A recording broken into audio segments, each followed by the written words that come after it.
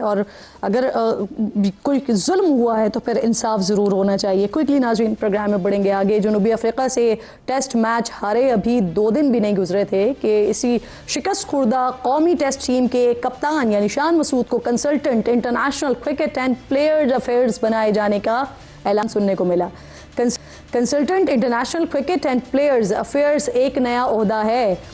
BBC Urdu के मुताबिक इस ओहदे की जिम्मेदारियां वही हैं जो पहले डायरेक्टर इंटरनेशनल क्रिकेट की हुआ करती थी और इसी वजह से ये भी सुनने में आ रहा है कि टेस्ट टीम कप्तान शान मसूद आइंदा डायरेक्टर इंटरनेशनल क्रिकेट बनाए जा सकते हैं। पाकिस्तान क्रिकेट की तारीख में गालिबन ऐसा पहली मरतबा हुआ है कि हाजिर सर्विस कप्तान को PCB में भी कोई एक अहम ओहदा दे दिया गया हो। इस तैनाती पर सोशल मीडिया पर दिलचस्प तबसरे करते हुए एक साहब ने लिखा कि शान मसूद की कारकर्दगी का जायज़ा लेंगे और ये तय करेंगे कि शान मसूद को सेंट्रल कॉन्ट्रैक्ट दिया जाना चाहिए या नहीं। शान मसूद से मुतमईन ना होने पर शान मसूद को कप्तानी से हटा सकते हैं। इसी अनहोनी के दरमियान नाज़रीन PSL की फ्रेंचाइज मुल्तान सुल्तान के ओनर अली तरीन और पाकिस्तान क्रिकेट बोर्ड के दरमियान जारी इख्तिलाफात शिद्दत अख्तियार करते हुए एक तनाज़े में तब्दील हो चुके हैं और बात फ्रेंचाइज के लिए नए मालिक की तलाश करने तक पहुंच गई है। इसके अलावा PCB ने पिछले दिनों वनडे कप्तान मोहम्मद रिजवान को तब्दील करके शाहीन आफरीदी को वाइट बॉल टीम का कप्तान बना दिया है। साबिक कप्तान राशिद लतीफ़ ने इस हवाले से क्रिकेट बोर्ड पर संगीन इल्ज़ामात लगाए हैं और कहा है कि रिजवान को कप्तानी से हटाने के पीछे वजह मुबैना तौर पर जुए की कंपनी के इश्तिहार लगाने से इनकार है। इस पर बात करने के लिए प्रोग्राम में मेरे मौजूद मेहमान हैं डॉक्टर क्रिकेट एक्सपर्ट हैं। मैं आपकी शुक्रगुजार हूँ। ज़रा एक एक करके सारे मामलात का जायजा ले लेते हैं। नुमान साहब मुझे ये फरमाइए, रिजवान को कप्तानी से हटाने की वजह क्या समझते हैं आप? एक दावा तो राशिद लतीफ़ साहब ने भी कर दिया है। इट इज़ वेरी क्लियर जी, राशिद लतीफ़ को आपको पूरा क्रेडेंस देनी पड़ेगी कि एक ऐसा आदमी जिसने अपना स्पेक्टेकुलर करियर जो है वो सेक्रीफाइस कर दिया था just to stand up against match fixing corruption.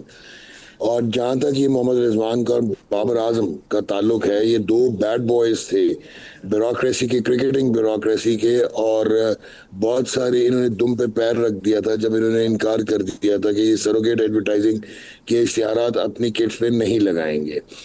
और यहाँ से आपके कुछ मीडिया हाउसेज हैं, कुछ फ्रेंचाइजेज हैं, इवन क्रिकेटिंग ब्यूरोक्रेसी जो है PCB की, उनके ये बैड बॉयज बन गए थे। रिजवान तो शायद कभी कप्तान बनते ना, ये तो गैरी कर्स्टन थे जिन्होंने 28 अक्टूबर 2024 को शायद इनको कप्तान बना दिया वनडे का, और ये ऑस्ट्रेलिया में भी सीरीज जीत गए, साउथ अफ्रीका में भी जीत गए। और उसके बाद ये वाहिद क्रिकेटर है, आप हैरान होंगे ये सुन के, कि जिन्होंने सेंट्रल कॉन्ट्रैक्ट अभी तक साइन नहीं किया, क्योंकि इनका डिसेंट था कि चैंपियंस ट्रॉफी की टीम में ये स्पिनर्स चाहते थे, राइटली सो, जो इनको नहीं दिए गए थे, और फिर बहुत बुरी परफॉर्मेंस हुई पाकिस्तान की। तो इनको जो हटाने का मसला है, या बाबर आजम जो एक रॉन्ग साइड पे आए थे, वो इसी वजह से आए थे कि ये सरोगेट एडवर्टाइजिंग के खिलाफ थे, और इन दोनों ने गालिबन सबसे ताकतवर शख्सियत को मिलके सरोगेट एडवर्टाइजिंग जो है वो बंद करा दी, बैन करा दी पाकिस्तान में, और जो कि बैन होनी चाहिए थी कॉन्स्टिट्यूशन के मुताबिक, जहाँ पे गैम्बलिंग अलाउड नहीं है।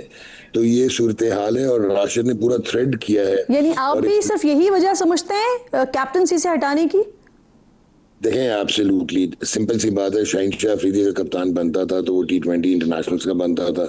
वहाँ पे भी ऐसा हो रहा है कि हम चाह रहे हैं कि एक हमारे इंजर्ड खिलाड़ी हैं जो रीगेन करें फिटनेस, जो कि माइक हैसन की फ्रेंचाइज के फेवरेट हैं, और उनको उन्होंने लेके आना है। और रिजवान को हमने इसलिए हटाना था बिकॉज रिजवान जो है वो क्रिकेटिंग ब्यूरोक्रेसी के सामने झुकते नहीं है और यस सर नहीं है। He wants his own decision and he wants to play the way he wants to. तो वो ये रीजन है और ये क्लियर है। सही। अच्छा, शान मसूद के हवाले से भी जरा एक नया ओहदा हमारे सामने बाकायदा तौर पर इजाद हुआ है, consultant international cricket and players affairs, और ऐसी खबरें हैं कि इन्हें जल्द फिर डायरेक्टर इंटरनेशनल क्रिकेट बना दिया जाएगा। कैसे देख रहे हैं आप इस फैसले को? और नुमान भाई, आपका एक तजर्बा है, आपने कभी पहले देखा है इस तरह का कोई ओहदा? हाँ जी, ऐसा हुआ कि 1960-61 में फजल महमूद को इंडिया के टूर के बाद सैक कर दिया गया। वो आपके स्टार बॉलर थे, स्टार ऑलराउंडर थे, और 1960-61 में टेड डेक्स्टर जब एमसीसी पाकिस्तान लेके आए तो पाकिस्तान के स्पेयर हेड नहीं मिल रहे थे, और फजल महमूद उस वक्त सिटिंग सेलेक्टर थे नेशनल सिलेक्शन कमेटी के। तो उनको रिक्वेस्ट की गई कि वो एज ए प्लेयर फिर खेलें, और उन्होंने पाकिस्तान को रिप्रेजेंट किया while he was still the sitting selector. तो कॉन्फ्लिक्ट ऑफ इंटरेस्ट का जो हमें शराजा ही बिखरा हुआ है, हम मजाक बना के रखा हुआ है हमने, यहाँ पे हमेशा मतलब ही नहीं आता। और शान मसूद का मैं आपको क्लियर कर दूं, इनको डायरेक्टर इंटरनेशनल क्रिकेट ही बनाना था, और इन्होंने कहा कि जी मैं तो इंग्लैंड की सीरीज खेलना चाहता हूँ, टेस्ट मैचेस की।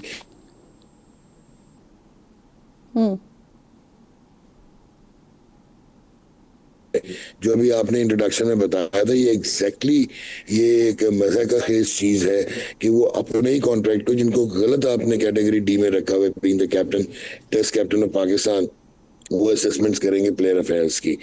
तो ये ओहदा जो है ये सिर्फ टेम्पररी तौर पे अभी किया गया है जब तक ये एक्टिव क्रिकेटर हैं। और मेरे ख्याल में इससे ज्यादा बेजार, और मैं तो खैर वो डिसेंट वर्ड यूज करता हूँ तो इसलिए मैं बेजार कह रहा हूँ, एक रेकलेस अनइमेजिनेटिव डिसीजन नहीं हो सकता। एंड दिस इज, ये ट्रेजेडी भी नहीं है, ये एक कॉमिक चीज है, एक मजाक है। तो मुझे ये फरमाइए कि जब एक खिलाड़ी खुद पीसीबी का एक ओहदेदार है तो फिर वो उससे कोई वो क्या करे, वो उनसे कोई जुर्रत ये कर सकता है सवाल करने की कि आप भाई क्या परफॉर्म कर रहे हो? नहीं, कोई भी नहीं करेगा जी। मैं वही तो कह रहा हूँ कि कॉन्फ्लिक्ट ऑफ इंटरेस्ट का मतलब ही नहीं आता पाकिस्तान क्रिकेट बोर्ड में, ये रिडंडेंट टर्म हो चुकी है। आपने पीछे भी देखा, और मैं ये समझता हूँ कि क्रिकेटर्स को यूज किया जाता है, इनके वेस्टेड इंटरेस्ट होते हैं, कभी वकार यूनुस सेलेक्टर बन जाते हैं, कभी एडवाइजर बन जाते हैं, कभी कोच बन जाते हैं। अभी आपने मेंटोर्स रखे थे, अभी सरफराज अहमद मेंटोर थे, फिर एडवाइजर बन के फिर वो एशिया कप में जा रहे थे एडवाइस करने, उसके बाद वो कराची से अभी फर्स्ट क्लास क्रिकेट खेल रहे हैं, और यंगस्टर की जगह वो खेल रहे हैं अपना कोई फ्यूचर। सो ये तो अच्छा नुमान साहब, मैं जरा क्विकली, क्योंकि मुझे क्लोज करना है, लेकिन मैं चाह रही हूँ मुल्तान सुल्तान वाला मामला भी डिस्कस कर लें। अली तरीन उन्होंने एक वीडियो बनाई, उसमें उन्होंने कहा कि भाई पीसीबी मुझे बुलाता है 1 कप चाय और 3 बिस्किट्स के साथ, और मुझसे बैठ के बात करता कि जो मैंने पीएसएल के ऊपर क्वेश्चंस उठाए थे उस पर डिस्कशन करते, उसके बजाय मुझे भेज दिया गया एक नोटिस, वो उन्होंने बाकायदा फाड़ भी दिया और माफी भी नहीं मांगी। अब ये तनाजा इतना बढ़ गया है कि वो बाकायदा एक दूसरा मालिक तलाश करना शुरू कर दिया गया है। तो आपको लगता है कि ये मामला सॉर्ट आउट है, हो जाएगा या बढ़ेगा आगे?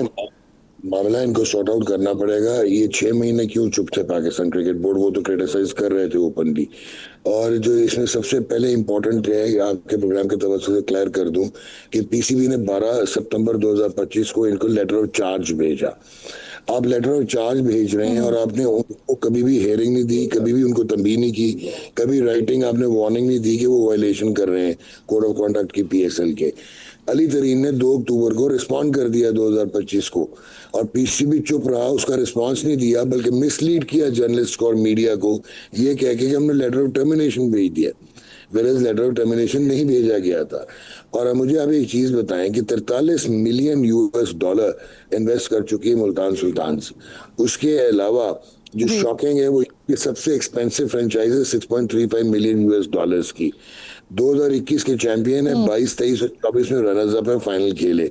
7 बिलियन लगा चुके हैं अली तरीन, इन्वेस्ट कर चुके हैं लोधना क्रिकेट एकेडमी मुल्तान सुल्तान तो जे क्रिकेट टीम में। Do you really think? अच्छा, ये वायलेशन है। 2 चीजें में परफॉर्मेंस वैसे ही हमारी अच्छी नहीं है, और फिर उसके बाद बोर्ड के इस तरह के मामला सामने आते हैं तो फिर ज्यादा तकलीफ हो रही होती है कि ना परफॉर्म कर रहे हैं और मामला अच्छे से चल रहे हैं। बहुत बहुत शुक्रिया।